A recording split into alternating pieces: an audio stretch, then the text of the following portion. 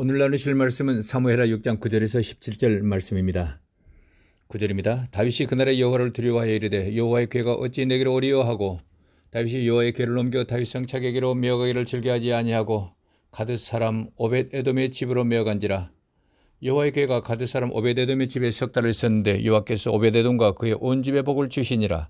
어떤 사람이 다윗 왕에게 아뢰어 이르되 여호와께서 하나님의 궤로 말미암아 오벳에돔의 집과 그의 모든 소에 복을 주셨다 한지라. 다윗이 가서 하나님의 궤를 기쁨으로 메고 오벳에돔의 집에서 다윗 성으로 올라갈새 여호와의 궤를 맨 사람들이 6걸음을 가며 다윗이 소와 살찐 송아지로 제사를 드리고 다윗이 여호와 앞에서 힘을 다하여 춤을 추는데 그때 다윗이 배 에봇을 입었더라. 다윗과 온 이스라엘 족속이 즐거이 환호하며 나팔을 불고 여호와의 궤를 메어오니라. 여호와의 궤가 다윗 성으로 들어올 때에 사울의 딸 미갈이 창으로 내다보다가 다윗 왕이 여호와 앞에서 뛰놀며 춤추는 것을 보고 심중에 그를 없인 여기니라. 여호와의 궤를 메고 들어가서 다윗이 그것을 위하여 친 장막 가운데 그 준비한 자리에 그것을 두매 다윗이 번제와 화목제를 여호와 앞에 드리니라. 아멘. 오늘은 내 아들 딸아 다윗처럼 복받아라, 이런 제목으로 말씀을 나누겠습니다. 요즘 우리가 다윗 왕에 대해서 말씀을 나누고 있습니다. 그는 복에 관심이 많았고 실제로 복을 많이 받은 사람이기 때문입니다. 제가 보기에는 성경에서 가장 복을 많이 받은 사람이 다윗 왕인 것 같습니다. 그렇게 저는 제 아이 영어 이름을 지을 때 다윗이라는 이름으로 지어주고 싶었습니다. 다윗 왕처럼 복받고 살았으면 좋겠다, 그런 마음이었기 때문입니다. 우리 성도님들도 아마 같은 마음이실 것입니다. 그래서 오늘도 다윗이 어떤 사람에게 복을 많이 받았을까, 그것에 대해서 말씀을 나누려고 합니다. 오늘 말씀을 준비하면서 다윗 왕은 복을 받을 만한 믿음을 가지고 그리고는 복받을 행동을 한 사람이었다, 이것을 알았습니다. 그러니까 다윗 왕이 복을 많이 받은 것은 이유가 있다는 것입니다. 그 이유를 한 단어로 정리한다면 하나님을 경외하는 사람이었다. 그것이 핵심 이유였던 것 같습니다. 하나님께서 다윗이라는 사람에게 복 주신 이유입니다. 그래서 저는 이런 마음이 들었습니다. 우리도 다윗처럼 살기만 하면, 즉 하나님을 경외하기만 하면 아하, 복을 주시는구나. 내가 계속 받고 더 받고 내 아들, 딸, 손자, 손녀가 계속 받고 더 받고 그래서 마침내 다윗 가문처럼 믿음의 명가가 될 수 있겠구나, 이런 생각이 들었습니다. 자, 그렇다면 첫 번째로 하나님을 경외하는 것이 무엇이겠습니까? 그것을 정확히 알 수만 있다면 그대로 따라할 수 있지 않겠습니까? 그러면 내가 복받고 내 아들, 딸이 그리고 손자, 손녀 복받는다는데 그거 못하겠습니까? 그래서 오늘 하나님을 경외하는 것이 무엇인지 말씀을 나눌 때 다시 깨달아지시고 그대로 살아보시는 우리 모두 되시기를 예수님 이름으로 축원합니다. 그런데요, 문제는 성경에 많이 나오는 단어인데 알 것 같은데 잘 모르는 것이 경외라는 단어입니다. 국어사전에서는 경외라는 것은 공경하면서 두려워함, 이렇게 두 가지로 정리했습니다. 여기에 하나님이라는 단어를 넣으면 하나님을 경외하는 것은 하나님을 공경하고 두려워함, 이것이 하나님을 경외하는 것이라는 겁니다. 자, 말은 이해는 됩니다. 그런데 실행하려고 하면 어디서부터 시작해야 될지, 무엇을 어떻게 해야 할지 참으로 모호한 것입니다. 자, 이렇게 생각해 보십시오. 지금이 조선시대라고 상상하는 겁니다. 얼마나 못 살았습니까? 추운 겨울에도 헛바지에 벗은 신고 집세기 신발 신고 살지 않았습니까? 그만큼 춥고 가난했던 시절입니다. 자, 그런데요, 어떤 왕이 내 이름을 압니다. 나에 대해서 소상히 알고 있습니다. 그리고 나를 챙겨줍니다. 먹을 것, 입을 것 하사해주고 논도 주고 밭도 주고 돕는 사람도 붙여줍니다. 군인들을 보내서 지켜주기도 합니다. 이거 얼마나 황송하고 감사한 일입니까? 그런데 그 왕은 매우 엄격합니다. 그분 말씀은 조금이라도 어긋나면 몇 번 경고하지만은 그래도 듣지 않으면 가차없이 생명을 끝내버리는 겁니다. 이런 왕이 있다면 어떻겠습니까? 그 왕께서 나를 사랑하시는구나, 황송하고도 감사하지 않겠습니까? 그래서 공경하는 마음이 들 것입니다. 그렇지만 한편으로는 두렵잖아요. 그분 말씀을 위반할 수 있기 때문입니다. 그래서 자신을 항상 살피고 조심조심하고 그러지 않겠습니까? 이것이 왕을 경외하는 행동입니다. 자, 그렇다면 두 번째로 하나님을 경외하면 실제로 복을 주시겠습니까? 그래서 내가 행복하고 물질의 복받고 영생 복받고 그럴 수 있다는 것일까요? 성경에서는 뭐라고 말씀하고 있을까요? 잠언 22장 4절에 이렇게 말씀을 하고 있습니다. 겸손과 여호와를 경외함의 보상은 재물과 영광과 생명이니라. 이 잠언 성경은 지혜의 왕 솔로몬이 썼다고 말합니다. 솔로몬은 다윗 왕의 아들입니다. 오늘 말씀 잠언 22장 4절에서는 솔로몬 왕이 자기 아버지 다윗 왕을 생각하며 쓴 것 같습니다. 왜냐하면 오늘 우리가 읽은 말씀에서도 다윗 왕은 하나님 앞에서 매우 겸손한 사람이었습니다. 자기의 배꼽이 드러날 만큼 기뻐하고 춤을 췄습니다. 아버지 앞에서 자녀들이 기뻐서 춤추는 그런 모습입니다. 그리고 배의 옷을 입었습니다. 일반 백성들이 입었던 것 같은 옷입니다. 하나님께서 왕이시고 나 다윗은 하나님의 백성입니다. 그래서 배의 옷을 입은 것 같습니다. 이렇게 하나님 앞에서 겸손했던 사람입니다. 그리고 다윗 왕이 하나님을 얼마나 경외했는지 아들 솔로몬이 알았습니다. 그렇게 하나님 앞에서 겸손하고 하나님을 경외했더니 하나님께서 복 주시더라. 이것을 솔로몬이 본 것입니다. 그러면 어떤 복을 주셨습니까? 재물 주시고 영광 주시고 생명 주시더라. 내가 봤다 이 말입니다. 또 다른 말씀을 보겠습니다. 잠언 19장 23절입니다. 여호와를 경외하는 것은 사람으로 생명에 이르게 하는 것이라. 경외하는 자는 족하게 지내고 재앙을 당하지 아니하느니라. 이 말씀도 아버지 다윗 왕을 보고 내가 보았다, 이건 틀림없다 말하는 것 같습니다. 이 말씀에서 생명에 이르게 하는 것이라, 이 말씀은 우리가 세 가지 복이 있다는 것을 말씀 나누지 않았습니까? 복 중에서 가장 큰 복이, 중요한 복이 무슨 복입니까? 그렇습니다. 생명입니다. 하나님을 경외하는 사람은 생명을 주신다. 다윗 왕이 평생 동안 전쟁터에서 살았지만은 장수하다가 자신의 아들 솔로몬이 왕이 되는 것을 보고 죽은 사람입니다. 생명의 복을 누린 사람입니다. 또 족하게 지낸다는 이 말씀은 또 이렇습니다. 두 번째 복은 우리가 무슨 복입니까? 뭐가 살지 않습니까? 경제의 복, 물질의 복을 주신다는 것입니다. 재앙을 당하지 않는다. 또 이 말씀은 무슨 의미일까요? 하나님을 경외하는 사람은 지키시고 보호하신다. 악한 것들이 손대지 못한다. 이것을 경험한 다윗이 시를 썼습니다. 나의 힘이 되신 여호와여, 내가 주님을 사랑합니다. 주님은 나의 산성이십니다. 나의 방패이십니다. 어떤 사람에게 그렇게 하신다는 것입니까? 하나님을 경외하는 사람에게 그렇게 하신다는 것입니다. 이제 내가 어떻게 하면 하나님 주시는 복을 계속 받고 더 받겠구나. 어떻게 하면 더 행복하고 물질의 복 받고 영생의 복 받는구나. 이게 보이지 않습니까? 하나님을 경외하면 그렇게 된다는 것입니다. 그러므로 하나님을 경외하는 우리 모두 되시기를 예수님 이름으로 축원합니다. 그러면 세 번째로, 내가 하나님을 경외해야 되겠는데 어디서부터 하나님을 경외하기를 시작해야겠습니까? 오늘은 한 가지만 말씀을 나누겠습니다. 다음 주에도 이 말씀을 계속 나누도록 하겠습니다. 하나님을 경외하는 것 어디서부터 시작해야 할지, 그것은 하나님께서 어떤 분이신지를 아는 것입니다. 이 일부터 시작해 보실 수 있길 바랍니다. 그래야 하나님을 경외할 수 있게 되는 것입니다.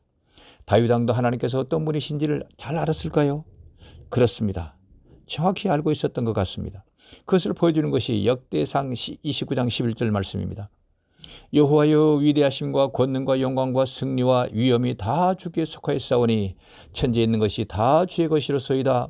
여호와여, 주권도 주께 속하였사오니 주는 높으사 만물의 머리심이니이다. 부와 귀가 주께로 말미암고 또 주는 만물의 주저가 되사 손에 권세와 능력이 있사오니 모든 사람을 크게 하심과 강하게 하심이 주의 손에 있나이다. 11절 말씀을 다시 보겠습니다. 천지에 있는 것이 다 주님의 것이라는 고백입니다. 하늘에 속한 영체들, 땅 위에 있는 모든 것들, 땅 아래에 있는 모든 것들 다 주님께서 창조하셨습니다. 이것을 믿습니다. 이런 고백입니다. 그리고 낮과 저녁, 그리고는 봄, 여름, 가을, 겨울이 끊임없이 찾아오는 이 자연의 법칙, 이것이 하나님께서 창조하셨다는 것을 믿는다는 것입니다. 그러므로 모든 피조물이 다 주님의 것입니다. 다윗이 이렇게 고백하고 있습니다. 또 12절은 이렇습니다. 사람에 대한 것입니다. 하나님께서 주신 생명, 먹거리, 힘, 기운, 부귀, 영화, 권력, 생로병사 다 주님 손 안에 있습니다. 주님으로부터 왔습니다. 이런 고백입니다. 자, 그리고요, 또 12절에 중요한 말씀이 있는데 모든 사람을 크게 하심과 강하게 하심이, 이런 문장이 있습니다. 하나님께서 모든 사람을 다 보시고 하신다는 것입니다.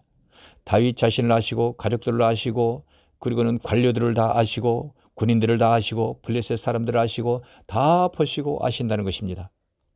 자, 오늘 말씀에서 제가 놀라는 것은 다윗 왕이 이런 지식을 어떻게 알았을까 하는 것입니다.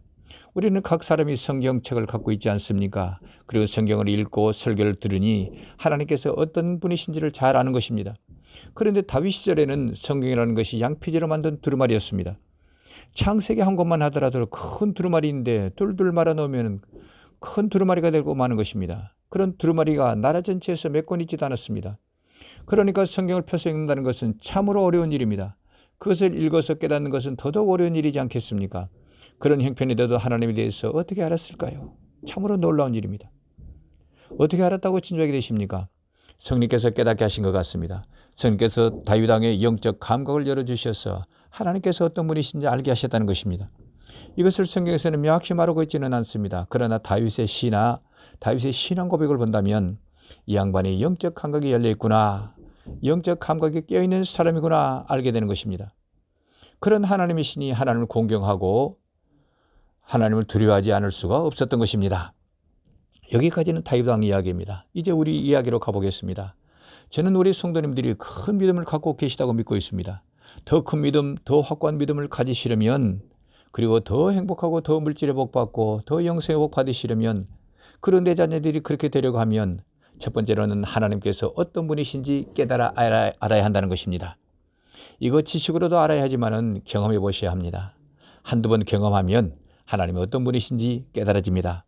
아무리 설명해도 못 알아듣던 사람이 하나님을 한 번 경험하고 두 번 경험하면, 아하, 하나님께서 만물의 주인이시구나, 나를 높이기도 하시고 낮추기도 하시는 분이시구나, 나를 죽이기도 하시고 살리기도 하시는 분이시구나, 나를 보고 계시는구나, 나와 같이 계시는구나, 이것이 믿어지는 것입니다.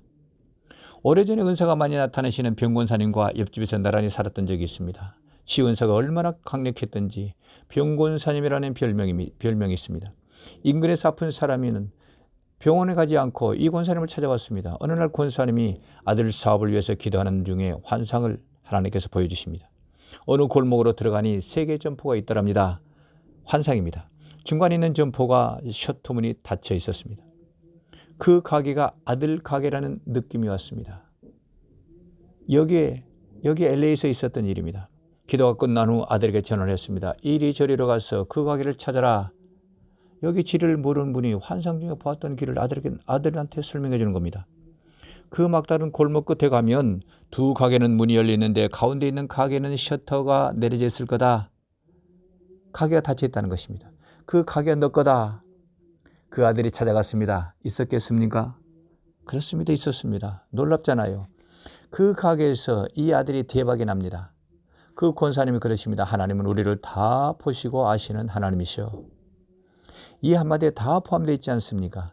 창조하신 하나님, 만물의 주인장이신 하나님, 우리에게 복 주시는 하나님, 우리와 같이 계시는 하나님, 그리고 나를 보고 계시는 하나님. 그렇기에 하나님을 공경하고 두려워하지 않을 수 없는 것입니다. 또 오래전에 우리 교회가 이리로 이사 오기 전에 있었던 일입니다. 어느 날 새벽 기도를 마치고 제가 잠시 소파에서 쉬는 중입니다. 잠깐 잠이 들은 것 같습니다. 환상인지 꿈인지 우리 교회가 불에 탄 모습이 보였습니다. 까맣게 탄 교회 안으로 호스로 물을 뿌리는 모습도 보였습니다. 그러면서 음성이 들렸습니다. 올림픽길에 있는 모모 음식점 뒤로 가면 그 교회 목사가 교회를 내놨다. 가봐라. 이런 음성이었습니다. 그 음성에 순종해서 그곳으로 갔습니다. 그곳에 가니 좀 허술해 보이는 교회 건물이 있었습니다. 이건 아니다. 하나님께서 시시한 거 주시지는 않을 거야. 그러니 지나쳐갔습니다. 길 건너까지 가니까 번득한 교회 건물이 있었습니다. 그곳 목사님을 만났습니다. 그런데 내놓지 않았다는 겁니다. 그런 일이 있은 후 정확히 2주일 후 우리 교회에 불이 났습니다. 환상대로 젊은 집사가 물을 뿌리고 청소하는 모습을 보게 됩니다. 제가 그런 일을 겪으면서 무엇을 느꼈겠습니까? 하나님께서 우리를 다 보시고 아시는구나. 살리시고 죽이시는 하나님이시구나. 하나님 손 안에 모든 것이 있구나. 교회를 내놓은 목사님을 하나님께서 알고 계셨고요. 우리 교회가 불이 날 것을 아셨고요. 옮겨갈 장소까지 말씀해 주셨던 것입니다. 그런데 제가 그 복을 받아먹지 못했습니다. 무엇 때문에 그렇겠습니까? 그 교회 건물은 아닐 거야. 제 생각 때문에 그렇습니다. 이외에도 수많은 간증이 있습니다. 이것은 저만이 경험하는 일이 아닙니다. 성도님 한 분 한 분이 많은 간증이 있으실 것입니다. 이런 일들을 한 번, 두 번 경험하면 하나님께서 어떤 분이신지를 알게 되시는 겁니다. 그러므로 하나님 경험하기를 사모하시는 우리 모두 되시길 바랍니다. 중요한 것은 매일 하나님을 경험할 수 있다는 것입니다. 어떤 큰 사건에서만 하나님을 경험하는 것이 아닙니다. 매일 매 순간 하나님을 경험할 수 있습니다. 그것이 영적인 감각입니다. 영적 감각이 열리면 하나님께서 함께 계심을 알게 됩니다. 어떤 일이 있으면 왜 일이 있게 하셨을까 하나님을 먼저 생각이 되는 것입니다. 그러므로 저는 우리 성도님들이 영적 감각이 열려서 하나님의 음성이 들려지시기를 기도하고 있습니다. 하나님께서 함께 계시다는 영적 감각이 열리시기를 또한 기도하고 있는 것입니다. 성도님들께서도 그렇게 기도해 주시기를 부탁을 합니다. 영적 감각이 열려지면은 하나님께서 어떤 분이신지 매일 체험하시게 되실 것입니다. 그러면 하나님을 더 잘 알게 되는 것입니다. 그러면 하나님을 공경하고 두려워할 수밖에 없게 됩니다. 우리 모두가 영적 감각이 열리시기를 예수님 이름으로 축원합니다. 또 매일 기도하실 때 그런 제목으로 기도해 주시기를 부탁을 드립니다. 기도하시는 분에게 영적 감각이 열리시기를 다시 예수님 이름으로 축원합니다. 기도하시겠습니다.